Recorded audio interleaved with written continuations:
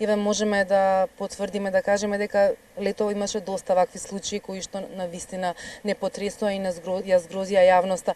Кажете ми, мерки се преземаат, нели, и повисоки казни, но сепак ова не стопира, туку можеби да и се зголемува. Што треба да се превземе дополнително, што остана дека треба да се направи пред се она што вие сметате дека е најбитно да се врши, тоа е превенцијата? Пред да проговорам за превенцијата, сакам да кажам дека сите осомничени за сексуално полово действие, силување на малолетно дете под 14 години, мора да се во притвор и секогаш да бидат во притвор се додека не се донесе конечна пресуда.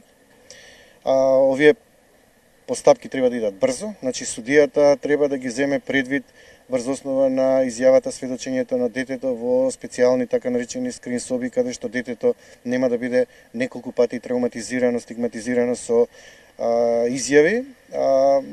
Во релаксирана атмосфера, значи социјални работници, психолози, педагози ќе работат со детето, ни цртежи, ни слики, на еден ненаметлив начин, за да може да судијата ги земе во предвид тие искази и тој видеозапис.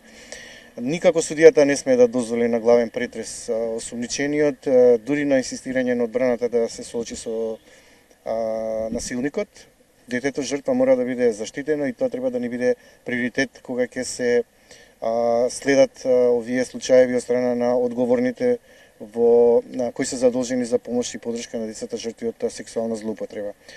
Она што е многу важно, будноста, мобилноста на институциите и на родителите мора да биде на повисоко ниво. Жалам што и покрај нашите заложби до сега не се применува хемиската кастрација како една многу клучна мерка која помага не само на детето да нема второ дете жртва, туку и на педофилот да не го повтори делото, да нема рецидивизам, бидејќи светските искуства покажуваат дека нема сигурен третман со педофилот во затвор и тој кога е на слобода во најголем број, дури 70% го повторува делото.